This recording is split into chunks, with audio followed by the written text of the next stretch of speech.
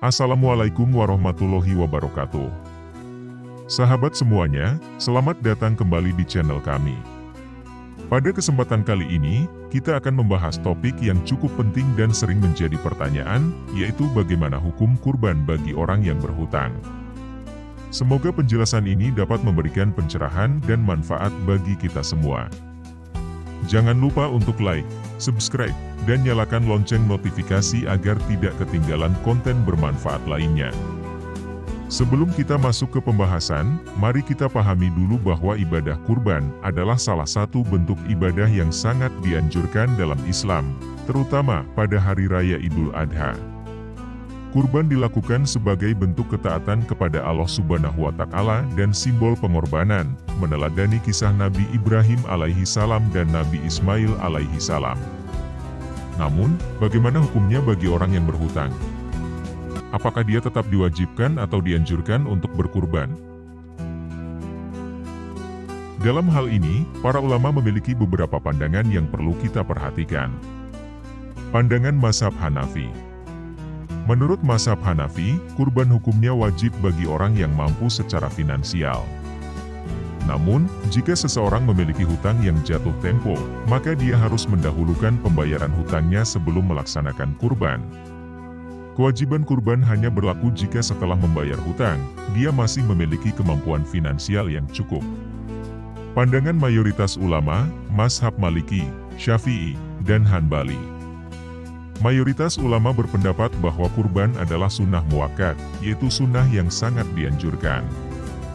Bagi orang yang berhutang, mereka perlu mempertimbangkan prioritasnya. Jika hutang tersebut mendesak dan harus segera dibayar, maka mendahulukan pembayaran hutang adalah lebih baik. Namun, jika hutang tersebut tidak mendesak atau memiliki jangka waktu yang panjang, dan orang tersebut masih memiliki kelapangan rezeki, maka dianjurkan untuk tetap berkurban.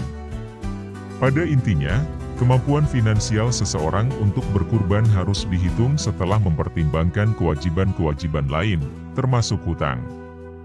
Islam mengajarkan keseimbangan dan keadilan, termasuk dalam mengelola keuangan pribadi. Mari kita simpulkan beberapa prinsip utama yang perlu kita ingat. 1. Prioritas kewajiban, mendahulukan pembayaran hutang.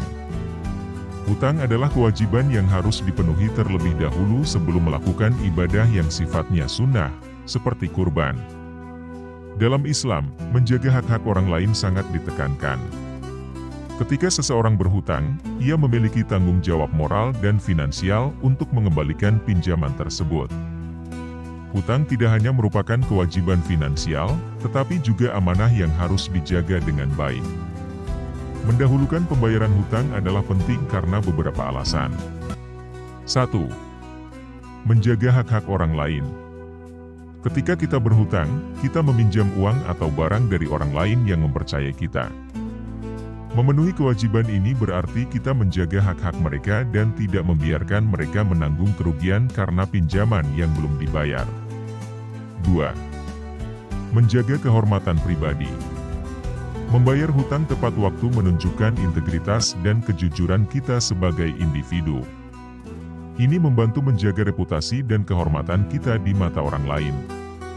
Seorang muslim yang baik harus dikenal sebagai seseorang yang dapat dipercaya dan bertanggung jawab dalam segala hal, termasuk urusan finansial. 3. Menghindari beban psikologis. Hutang yang belum dibayar dapat menimbulkan stres dan tekanan psikologis. Dengan mendahulukan pembayaran hutang, kita mengurangi beban ini dan hidup dengan lebih tenang dan tenteram. 4. Tanggung jawab di akhirat. Dalam Islam, hutang yang tidak dibayar tidak hanya menjadi masalah di dunia, tetapi juga di akhirat. Rasulullah Shallallahu Alaihi Wasallam bersabda bahwa jiwa seorang mukmin tergantung pada hutangnya sampai hutang tersebut dibayar. Oleh karena itu, menyelesaikan hutang adalah prioritas untuk kebersihan jiwa kita di akhirat. 2. Keikhlasan dan niat dalam berkurban.